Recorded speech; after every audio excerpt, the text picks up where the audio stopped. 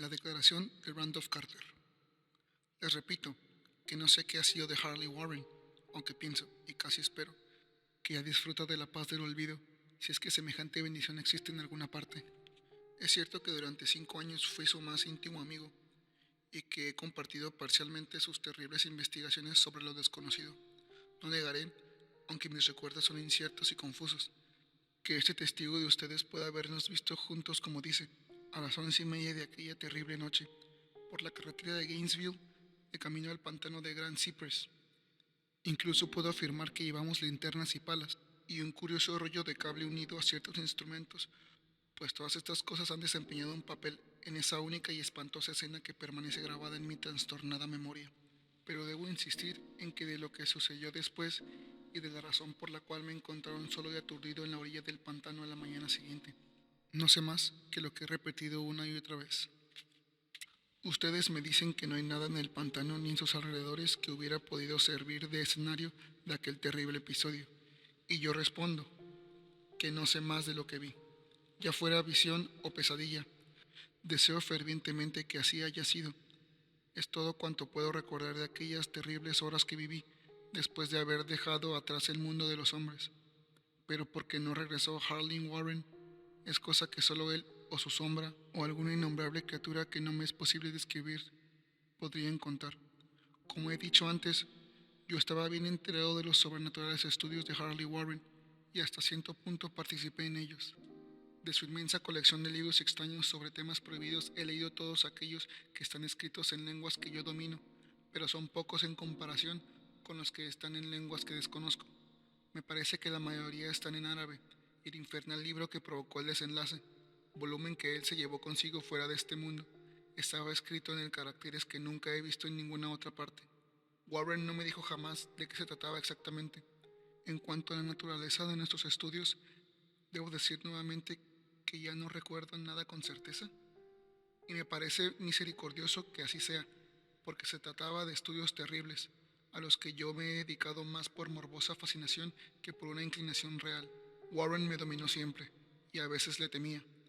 Recuerdo cómo me estremecí la noche previa a que sucediera aquello, al contemplar la expresión de su rostro mientras me explicaba con todo detalle por qué, según su teoría, ciertos cadáveres no se corrompen jamás, sino que se conservan carnosos y frescos en sus tumbas durante 1000 años.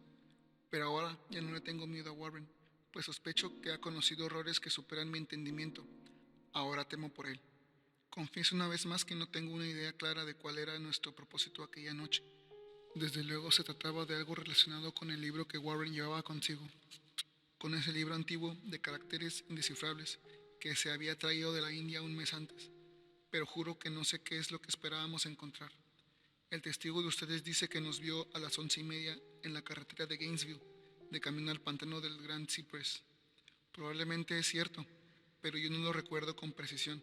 Solamente se ha quedado grabada en mi alma una escena y puede que ocurriese mucho después de la medianoche, pues recuerdo una opaca luna creciente ya muy alta en el cielo vaporoso. Ocurrió en un cementerio antiguo, tan antiguo que me estremecí ante los innumerables vestigios de edades olvidadas. Se hallaba en una hondonada húmeda y profunda, cubierta de espesa maleza, musgo y hierbas extrañas de tallo rastrero, en donde se sentía un vago hedor que mi ociosa imaginación asoció absurdamente a rocas corrompidas. Por todas partes se advertían signos de abandono y decrepitud. Me sentía perturbado por la impresión de que Warren y yo éramos los primeros seres vivos que interrumpían un letal silencio de siglos.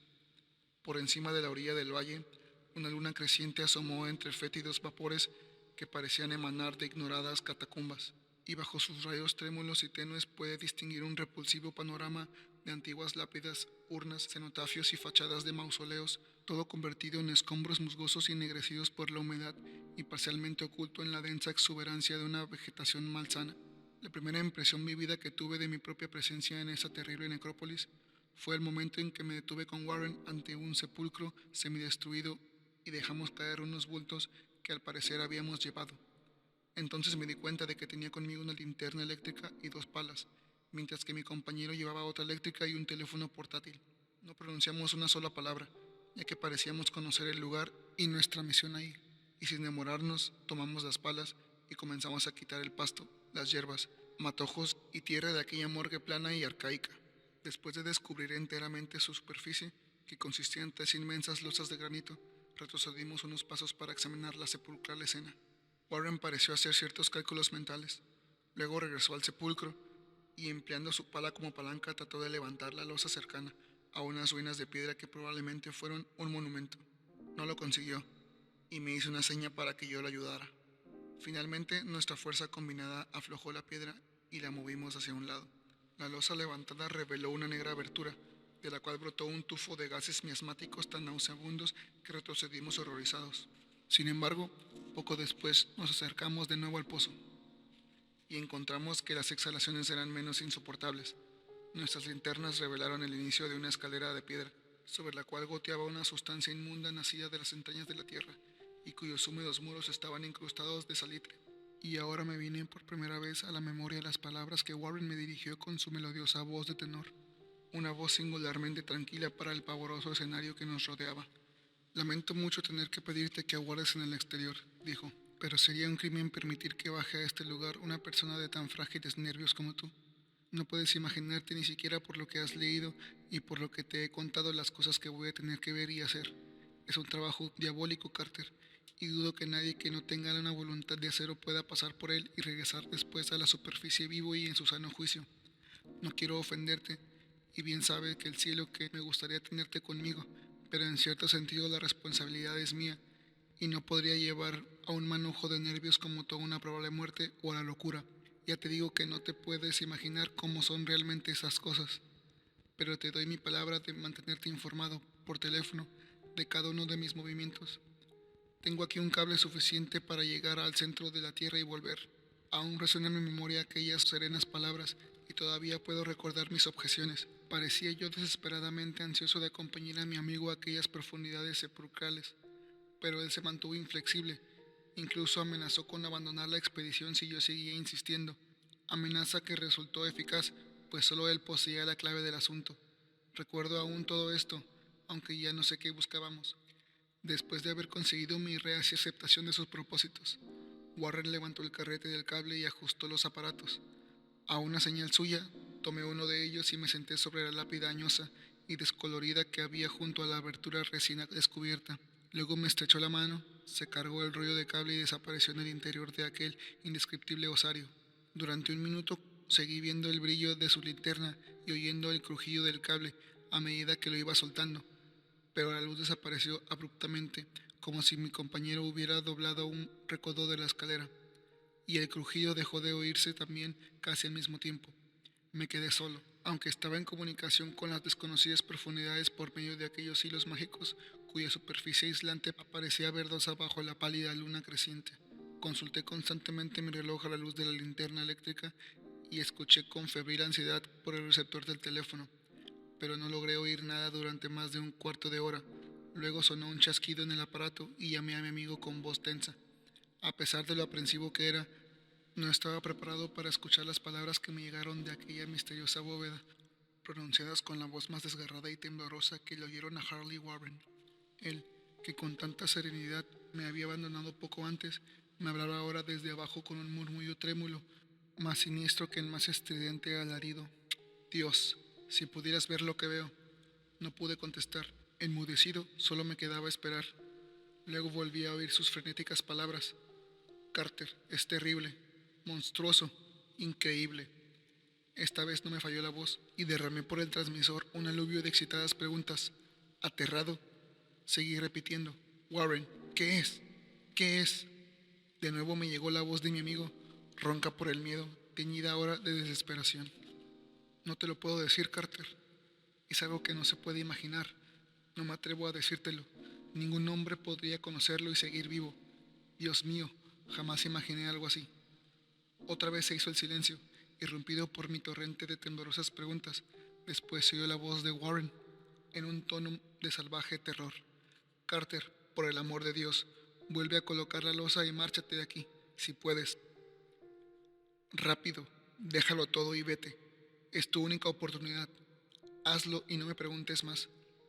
Lo oí, pero solo fui capaz de repetir mis frenéticas preguntas. Estaba rodeado de tumbas, de oscuridad y de sombras, y abajo se ocultaba una amenaza superior a los límites de la imaginación humana.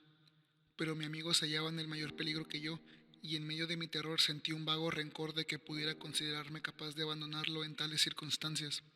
Más chasquidos, y después de una pausa se oyó un grito lastimero de Warren. Esfúmate, por el amor de Dios. Pon la losa y esfúmate, Carter.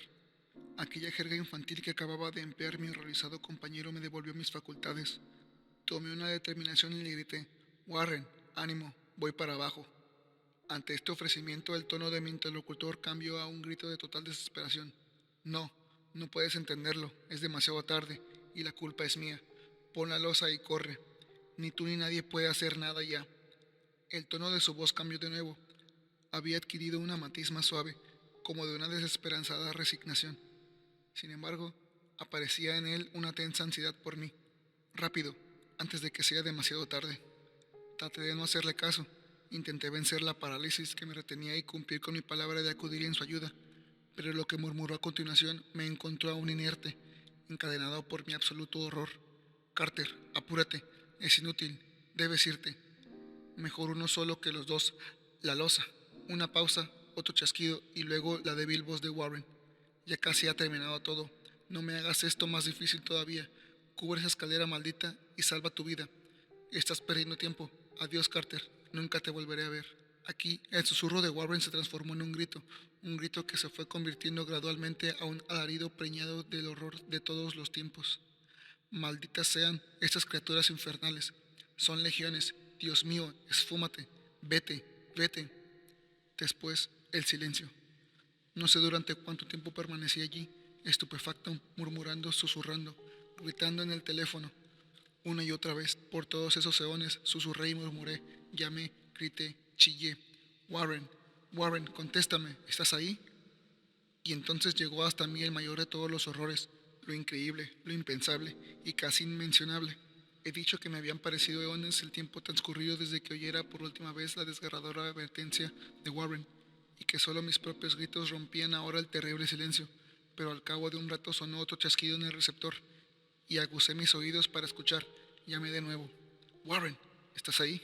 Y en respuesta oí lo que ha provocado estas tinieblas en mi mente. No intentaré, caballeros, dar razón de aquella cosa, aquella voz, ni me aventuraré a describirla con detalle, pues las primeras palabras me dejaron sin conocimiento y provocaron una laguna en mi memoria que duró hasta el momento en que desperté en el hospital. Diré que la voz era profunda, hueca, gelatinosa, lejana, ultraterrena, inhumana, espectral. ¿Qué debo decir? Este fue el final de mi experiencia, y aquí termina mi relato. Escuché la voz y no supe más. La oí allí sentado, petrificado en aquel desconocido cementerio de la hondonada, entre los escombros de las lápidas y tumbas desmoronadas, la vegetación putrefacta y los vapores corrompidos.